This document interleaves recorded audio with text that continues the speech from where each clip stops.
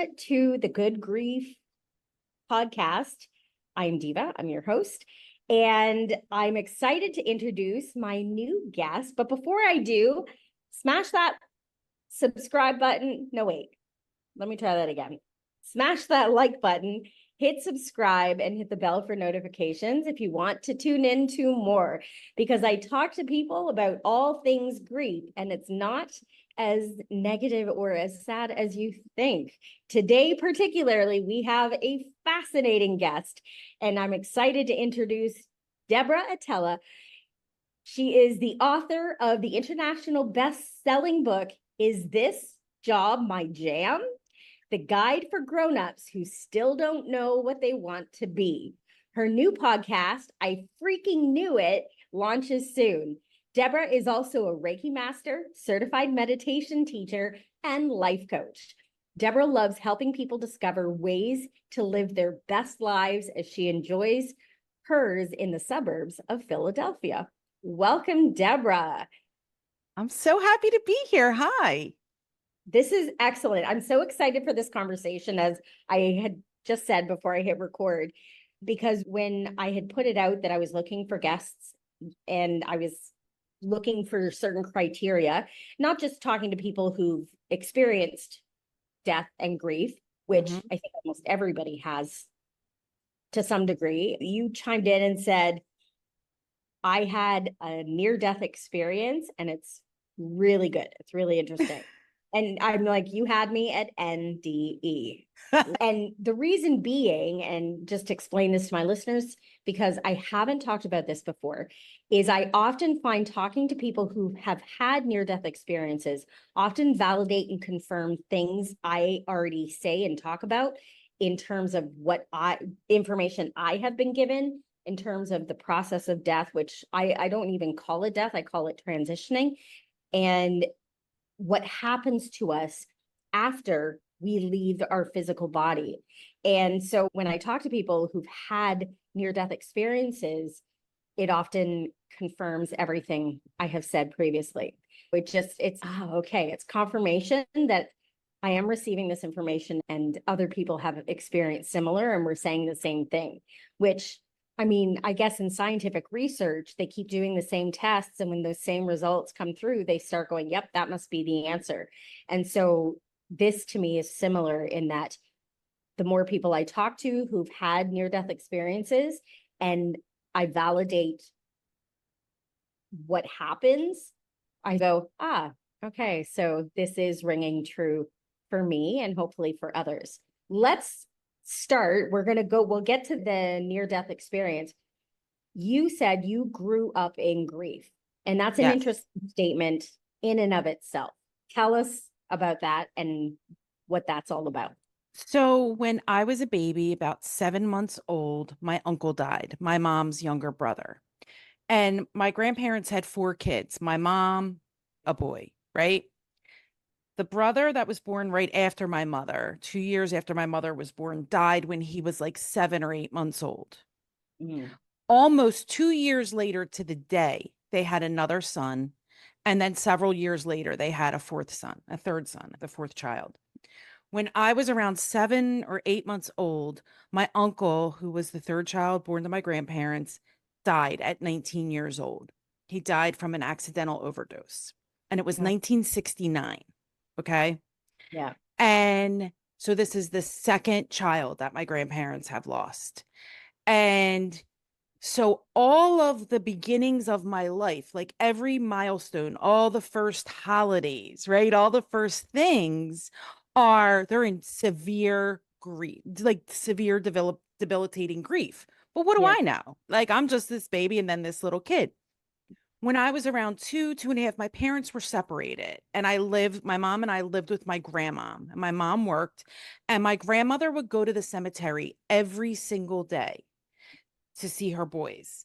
And when my uncle died, when I was a baby, she didn't drive yet. She didn't drive. And my grandfather would come home from work and he was like, Clara, I can't go to the cemetery. Like, I just got home from work. I'm exhausted. You need to learn how to drive. She went and learned how to drive so that she could go and got herself a car so that she could go to the cemetery every day. Wow, that's dedication. right? My mom didn't know how to drive either. So they took driving lessons together and they both learned how to drive. She would take me to the cemetery every single solitary day. And I loved the story Snow White. And her or my mom would read it to me every day. And so my grandmother told me that Snow White lived in the cemetery. So we would be in the cemetery every day and I would be traipsing around. My friends are here. And it was a Catholic cemetery. So, like any angels or statues of the Blessed Mother were Snow White to me. Any of the mausoleums, which we didn't have that, we didn't have mausoleum money. They were like where the seven dwarfs lived. Any male, like angels looking statues, Archangel Michael, Jesus, they were Prince Charming. And I would traipse around and talk to these statues. And I would have a grand old time in the cemetery. It was just completely normal for me to be in a cemetery. I never go to the cemetery unless I have to now. Like, I'm like, whatever. I don't need to ever, I don't know. I don't need to be in one after I die either. Like, I did my time in a cemetery. But it made me really, and my grandmother would always say, you don't have to fear the dead, you fear the living. So I wasn't afraid, There's you truth know? in There is truth in that. Like I said, all the early years of my life were colored by, and I didn't realize it until I was much older, the severe grief my mom and my grandparents were in. Like the way I can see it when I look back now, but of course I didn't see it at all as a child. It was my reality. That's all it was. wow. Mhm. It's interesting that the Snow White reference, and of course, that's the innocence of a child and not Mhm. really understanding the location, but you made it what you needed it to be at that time. Absolutely. And there were trees and squirrels and birds. So for me, it literally was like she lived there. Here they Well, are. and Here's all our friends. the way you described it, I'm like, that's totally plausible. Right. And that's my grandmother. That's what she told me. She was like my favorite person ever. Of course, I believed her. Yeah. Yeah. I, I think it's interesting, and I understand the concept of there's comfort for people to go to a cemetery to visit. And like you said, she was going every day Every day. to visit the two children she lost, which for anybody who has lost a child, no parent ever wants to outlive Never. children, Never. It's right? completely unnatural. That's a devastating loss. So I understand the comfort that brings. I like to mention to people the our loved ones don't reside in the cemetery, even if No. physically their body is there, or Hmm.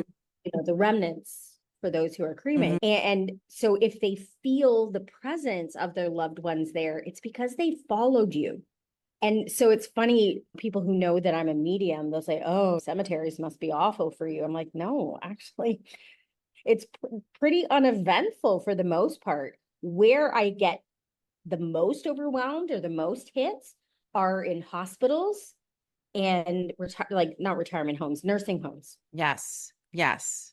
That's where I get bombarded by spirits coming at me because all of them have messages and I have to set boundaries. I used to live near an old hospital in near my old hometown, and just I had to drive by it every time I was going home. And I would literally have to say, not today, not today, because I felt like this rush of people. Never have I ever experienced that in a cemetery. I'll drive by places and I'll be like, shield, shield, go up. I cannot deal with anything over here with you. Just, I'm shielded. Goodbye. Yep, definitely. It's an interesting perspective as well from a child when we don't really understand death, and parents don't generally understand how to explain it to a child, Right. especially because as adults, we don't fully understand death. So Mm-hmm. how do we explain it to a child? And you said something to me prior to us hitting record, is that you've changed that narrative with your own kids. Can you talk on that a little bit? Because I think Sure. it's important for people to hear. Sure. So I did not want my kids to be afraid of dead people or death. Mm-hmm. And so some people will take issue with this, but I don't care. It's not their kids. And my kids are now all adults and well-adjusted adults. So I took them to viewings and funerals, like from a very early age. And like they'll joke now that when they were little, they were professional mourners.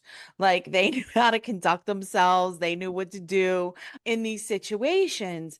But it was because I didn't want them to be afraid. And also, they lost people that they loved. And I didn't want them to not be able to like say goodbye in a way. Yeah, So, definitely.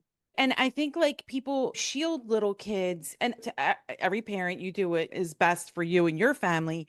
But I think that sometimes we get overprotective of our kids in certain areas that are natural parts of life. And death is a natural part of life. And Mm-hmm. like my grandmother told me, the living's not going to hurt. The dead aren't going to hurt you. It's the living. And I didn't want them to be afraid. Yeah, I think Mhm. that's so important for people to understand. Yes, it's a difficult conversation to have. Yes. Not having it isn't going to make it go away. Right. And I feel that I've talked about that in terms of grief, where some people get uncomfortable when you've lost somebody significant or in a significant way. And I've explained this before. I lost my brother to suicide. People get uncomfortable. And really, my message to people is even though it's comfortable, we have to talk about it. Because if we don't Yes. talk about it, we don't understand. And what we don't understand, we fear. And we shouldn't fear it. Really, what we should be doing is being proactive. Let's have those tough conversations so that we have an understanding and we know either one, how we can prevent certain things, and two, how we can cope and deal with it when and if it does happen. Yes. I always say, death will happen to you. You will experience death. It is inevitable. Like you said, it's a part of life. Nobody is getting out of it alive. No. So we have to have these conversations, Yes. yet we And run from it. So why do we fear it? Because we don't talk about it. that, and because, right, there's so much unknown. Yes. Because we're not talking about it, and then like where do we really go and all that and what happens, and it's so unknown and it freaks people out. It's just like how people don't want to have their will done because then they're scared they're going to die just because they had their will drawn up or their like Yeah. medical like power of attorney or anything like that. Like you're not causing a death because you did these financial response No, these responsible things, right? exactly. And We people don't get all manifest death. We right, manifest right, all kinds of things. right. Death is not within our power to manifest. Like people get so freaked out about all these different things. And if we could just have like regular conversations. So my family has lost a ridiculous amount of young people, like really young people, really close to me. So I, aside from having grown up, I really have grown up in so much grief and loss.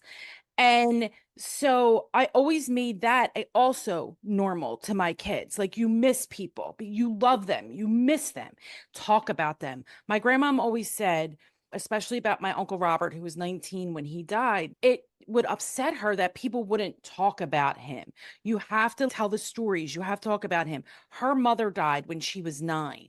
And they were not allowed to talk about her mother. No stories were told. It was Yeah. just like, don't talk about the dead back then.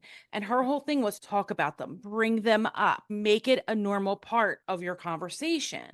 Yeah. And I try really hard to do that with my kids. My brother-in-law passed in 91, the year before my husband and I got married.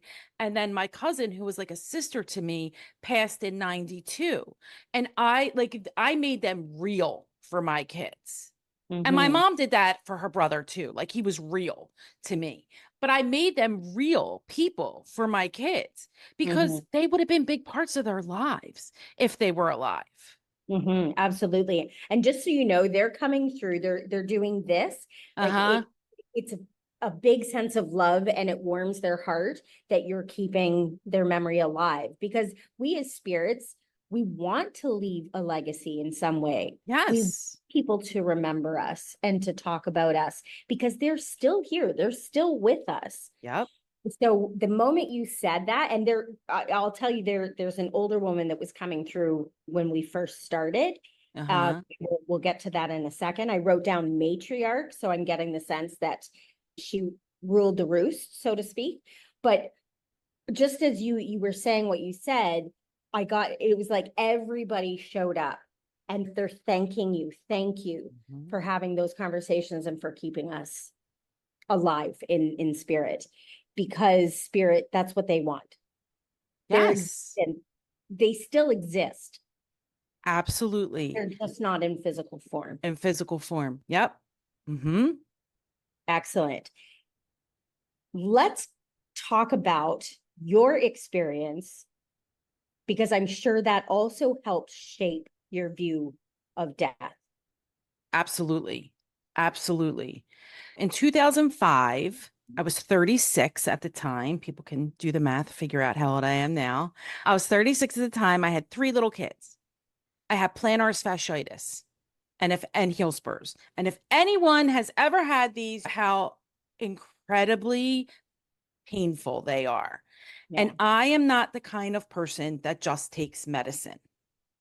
I'm not. I'll whatever, suffer through whatever. It's just my own personal thing. If you need medicine, you do you, you do what works for you. I'm not quick to pop anything. Okay. Yeah.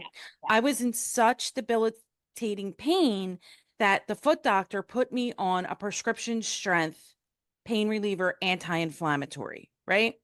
It was being recalled off of the market. He switched me to an over the counter pain reliever, very popular. I never say the name because I don't want to get sued. I will tell you it was not Tylenol. I can still take Tylenol. He switches me to this over the counter pain reliever and he tells me to take it twice a day or double the dose twice a day, which is, he says, prescription strength. Okay. It goes against what's on the bottle of the medication, but he says that's the prescription strength. I listen and believe my doctor. And I Yeah. have to say, my foot felt fantastic. It helped. It helped better than the prescription that he put me on. Okay. Yeah. So now, within 2 weeks of taking this over the counter medication, double the dose 2 times a day, I wake up, I go to bed on a Friday night.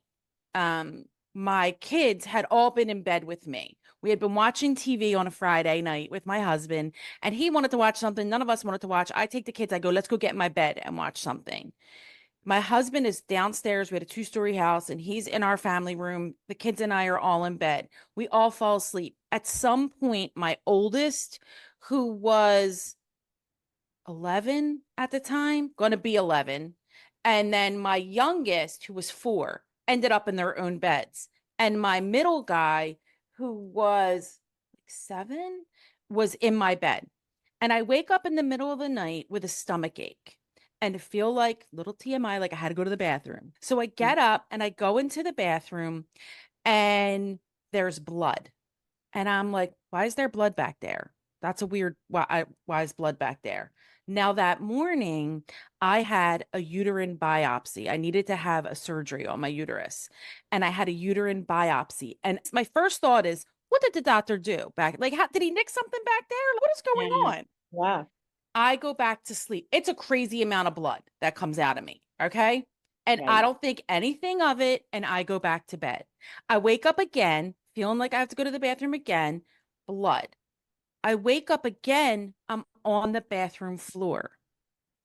I wake up again, I'm in the bottom of my shower.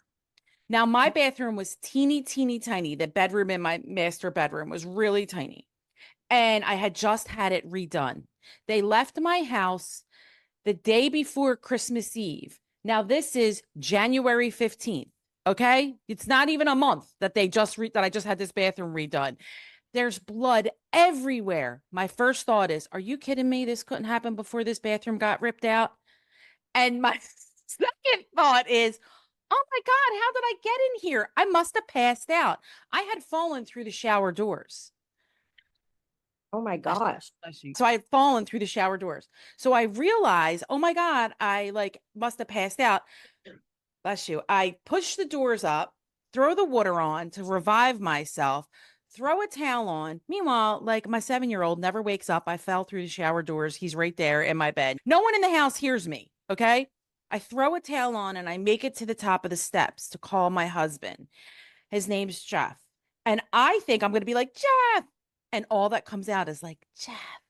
And I'm like, what is happening to me? What is happening? My oldest son hears me eventually, gets up and he's like, what's the matter? I'm like, get daddy. I go and sit it back in my shower because I figure if more blood's going to come out, let me just be in here. There's blood everywhere. It looked like a mob hit. Like it looked like a movie. Okay. It was ridiculous how much blood there was. My husband, we're not like be in the bathroom at the same time of people. Like we're not that couple. So like for me to be calling him to come in the bathroom, this is weird.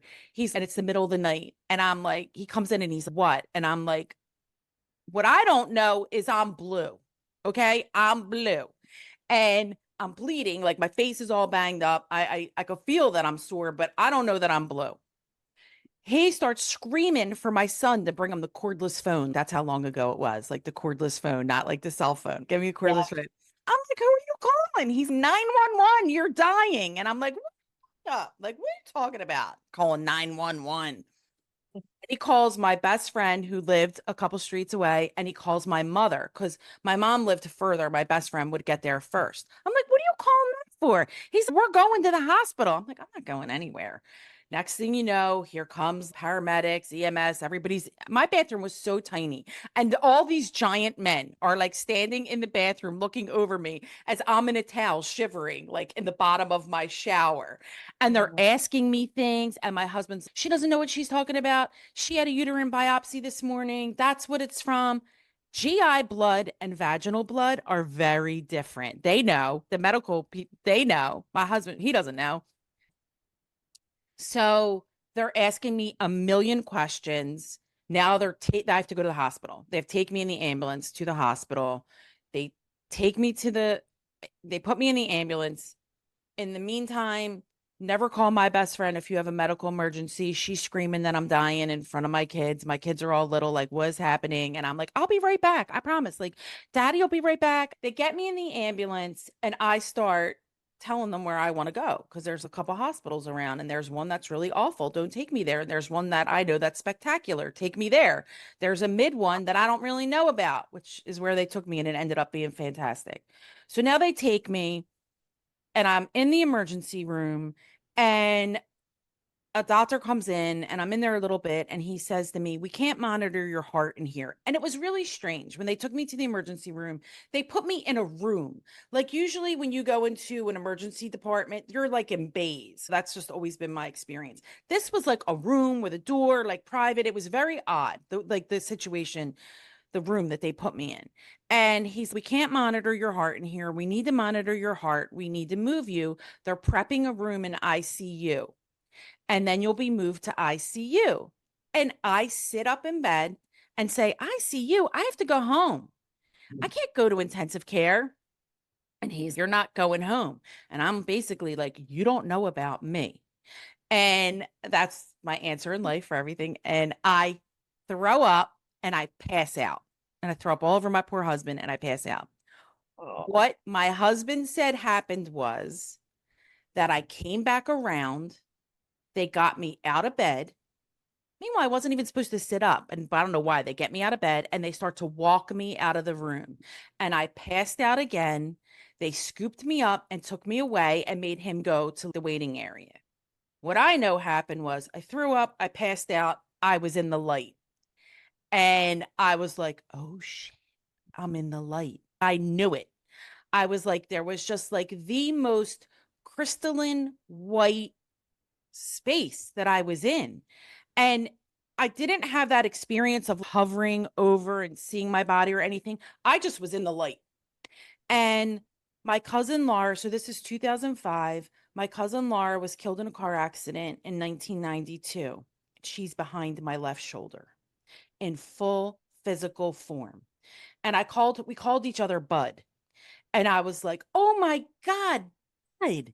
And I go to turn my body so that I could hug her. And she immediately pushes my left shoulder. And I could see her because I could turn my head as much as I can and twist to see her, but she's not having it. And she keeps pushing my shoulder, pushing me. And I keep saying, stop it, Bud, let me hug you. I miss you so much. Let me hug you. Push. And it goes on until she pushes me so hard that the next thing I know, I'm sitting up in bed and a nurse is telling me to lie down. Now, Laura goes from being in full physical form behind my left shoulder. Now she's with me, but she's like a ball of energy, like Tinkerbell, like a bright light, like a ball of energy. And she's all over me and all over the equipment. And I feel her whoosh all over the place. Go like checking me, checking everything. They bring my husband back, and I'm like, oh my God, do you see Laura? And he's, Deb, shut up. And he doesn't talk like that. He would never tell me, like, on a normal day to just shut up, even though he would want to. He's not a cursor. I am. There were curses in there. He's, Deb, they're going to put you in a straitjacket. And I'm like, Jeff, look at her. What is she doing? And he's like, stop it. And I'm like, I can't look at her. And she's everywhere, all over us. They move me. Now they come and get me, and they're bringing me to intensive care, and she's right there, and she's whoosh, like right ahead of us. She's at the elevator. She's in the elevator. She's ahead of us down the hallway. She's in the room. I get in the room. The nurse is there talking to me. I don't care about anything. I'm watching her. She's checking all the machines. Now, she was 21 when she died. She was not like pursuing anything medical. And I'm going to Jeff, what is she doing? She doesn't know anything about anything in here. What's she looking at? And he's, shut up. The nurse is trying to talk to me. The doctor comes in, and the doctor's talking to me. And thank God I got the doctor that I did. She was this, the nurses were angels as well. Like this angel of a woman comes in, and following her are surgeons, and she throws the surgeons out. She's 36. Get out. You got to give her a chance. Get out. We don't know what's going on. Get out. They're ready to be like, oh, let's look inside and see why all this blood is coming. And she's like, get out.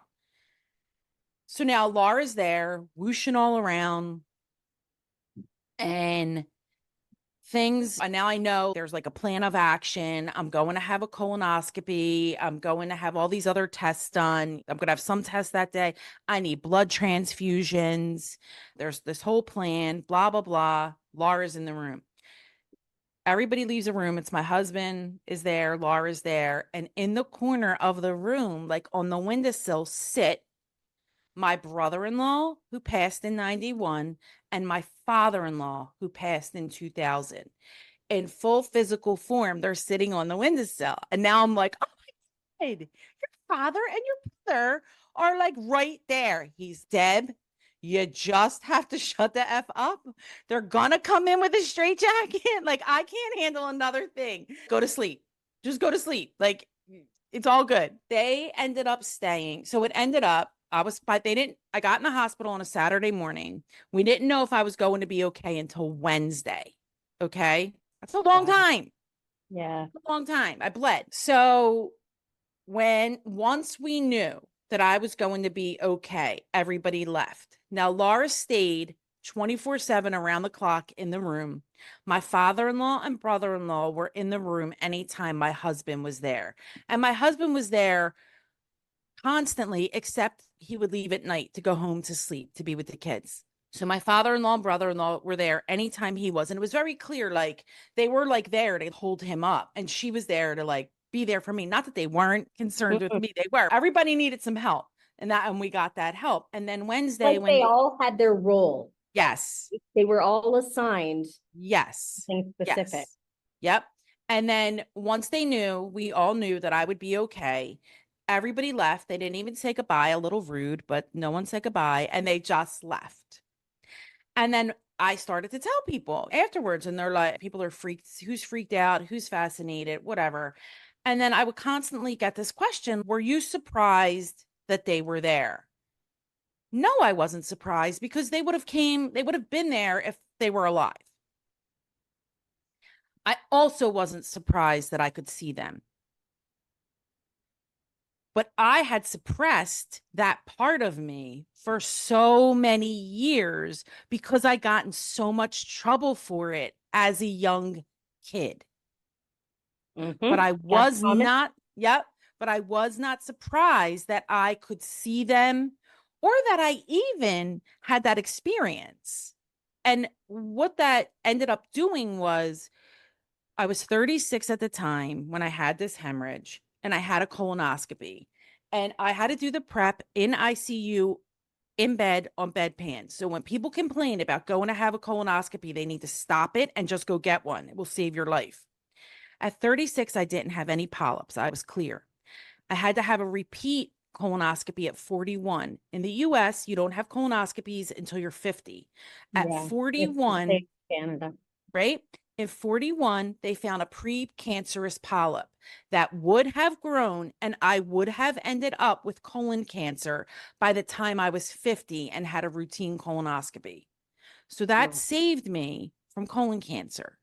Yeah, Yep. It was that's a big. gift. All of Yeah, it was a gift. yeah. Wow. Mhm. It's so funny, not funny, haha, but funny in that there's everything is preordained. Yes. I don't believe in coincidence. And so this happening to you, there's a lot that was orchestrated and people working, spirits working behind the scenes to make sure that you were going to be okay. And I think just hearing you tell it the way you did, I think that's quite clear and evident. I don't need to comment on that. And there's a few things that you said, I was like, wow. Like when you said that Laura was behind your left shoulder. I always explain to people, you need to talk to your spirit team.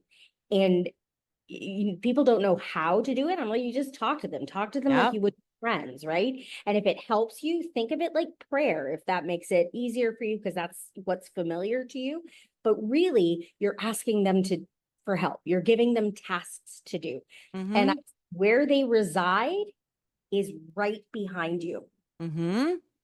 And so before I prep to do readings, I sit and I do a roll call for my spirit team to come in.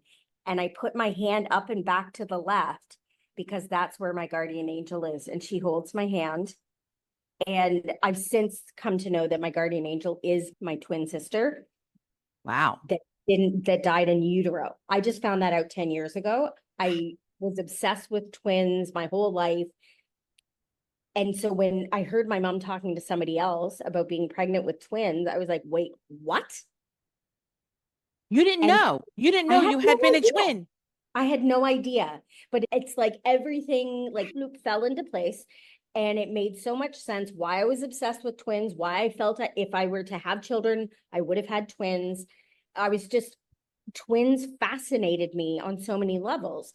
And so when she said this to me, all of a sudden, my guardian angel made sense because I talked to her as a child and I would say to my mom, she looks just like me, except we live in different realities. I'm explaining quantum physics to my mom at 4. And my mom's like, oh, you have an imaginary friend. How nice. And I was like, imaginary? She's upstairs. She's not imaginary. But it just explained so much. So that's how I described. So when you said that your cousin was behind you, your left shoulder, that's where I reach for my guardian angel. So Laura is definitely on your spirit team. Oh, 100%. My daughter is named after my sister and her. My daughter's middle name is Laura. Laura wanted to be famous. She wanted to be a dancer, a singer, an entertainer, and she was talented. And my daughter sings and plays music. And I, every time, and I sent my kids to this program, the School of Rock. The movie came out way after that program was Yeah. created. It's a real thing. It started in Philadelphia. We lived in the suburbs of Philly. My kids went to the School of Rock. And every time my daughter got on stage, Laura came through her. I could see her face change. I was like, she sings better than Laura, but Laura will be mad. But she came through her. I could see that she was like making her talent known through my daughter. And throughout my daughter's life, I see her in my daughter all the time. Mm-hmm. And Yep. she's adamant that it's her. Like she's Yep. doing it on purpose. Yep. Here's what came to me. I told you before there's an older woman that came Yeah. through prior to us even talking about this. Uh-huh. And so I get the sense that it could be your grandmother. She's giving me the sense of matriarch. Like she ruled the roost. She said was what went down. And I don't know why I'm saying this. I was never subservient to anybody. Oh, honey, you don't even know. No, Uh, she wasn't. which is funny because subservient is not in my vocabulary. Like it's not a word I use. And so when that came to, I was like, okay, I'll say it. And so I'm obviously that resonates with you. 100%.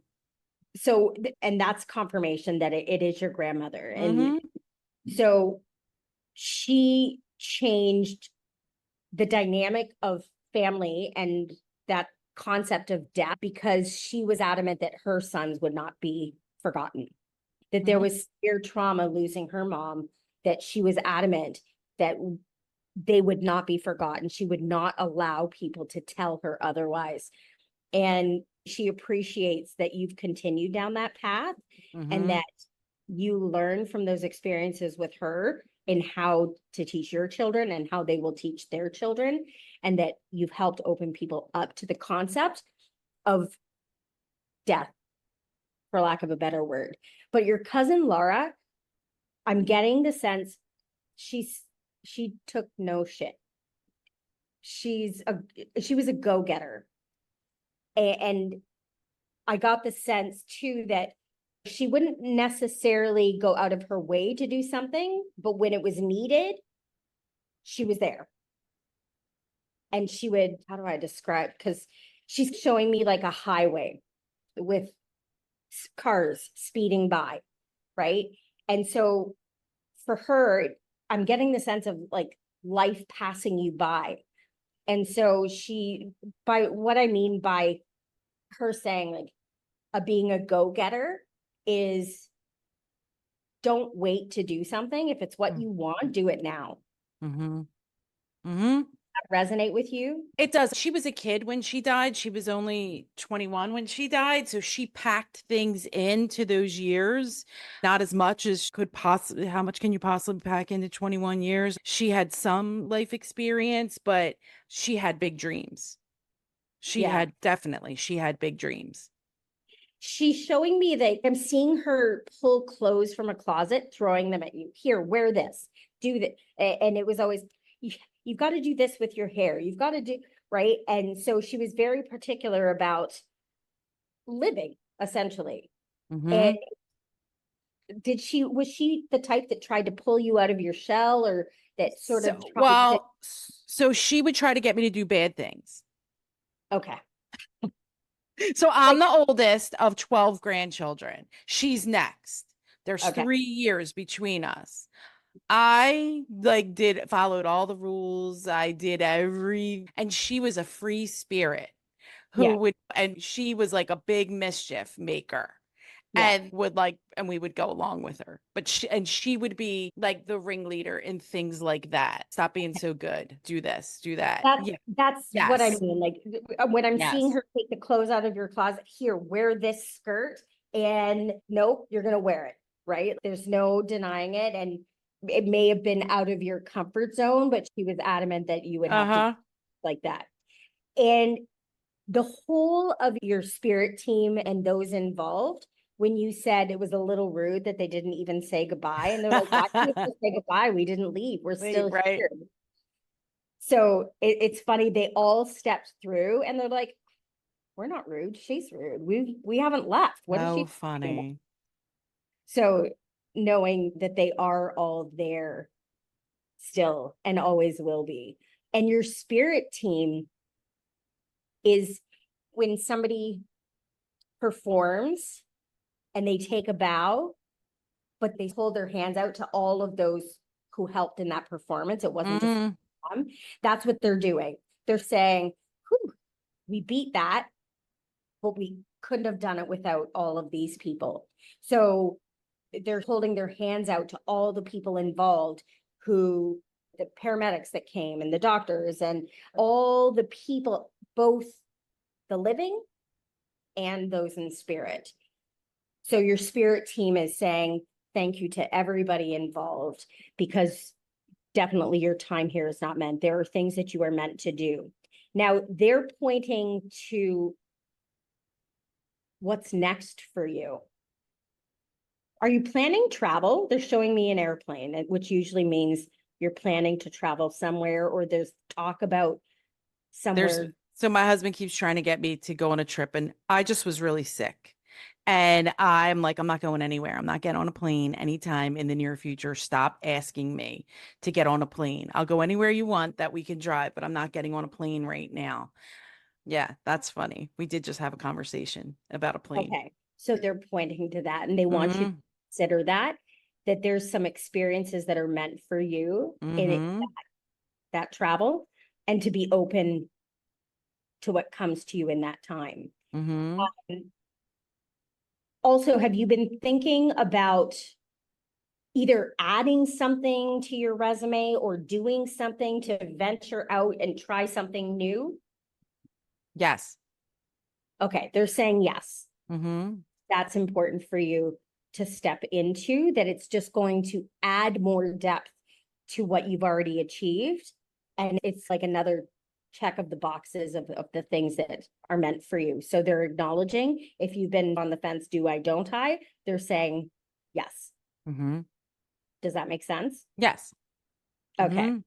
And they're pointing to writing. And I know you wrote a book. So one, I want to talk about that, but are you continuing to write? Because they're saying that's important for you. It's so funny. I have a million ideas. I've started other books. I've done like research on other books.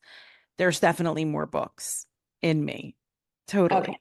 Yes. And they're Yes. saying you need to start Yes. putting pen to paper. You Hmm. need to get into that. Yeah. So Yep. let's talk about the book you did write. Hmm. So I wrote a book called Is This Job My Jam? The Guide for Grownups Who Still Don't Know What They Want to Do. Which is So every adult. isn't that a great? It's a great title, right? So I straddle this fence of the 3D world and the beyond the 3D world. Yeah. In my coaching, I do energy work. I'm tapped in, blah, blah, blah. I have my clientele is mostly women who are going through some form of transition in their life. And a lot of people like empty nester. Is there a divorce? Is there a milestone birthday?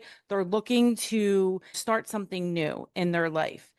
And a lot of people have come to me also about, I hate my job. I don't know what I want to do. I always wanted to start a business, or I always wanted to do this thing. So I've always wanted to be an author from when I was like a little girl. So I spent a year studying A Course in Miracles. Ah, beautiful. Okay. So I spend this year like in A Course in Miracles. And I'm just like, what do you want me to do?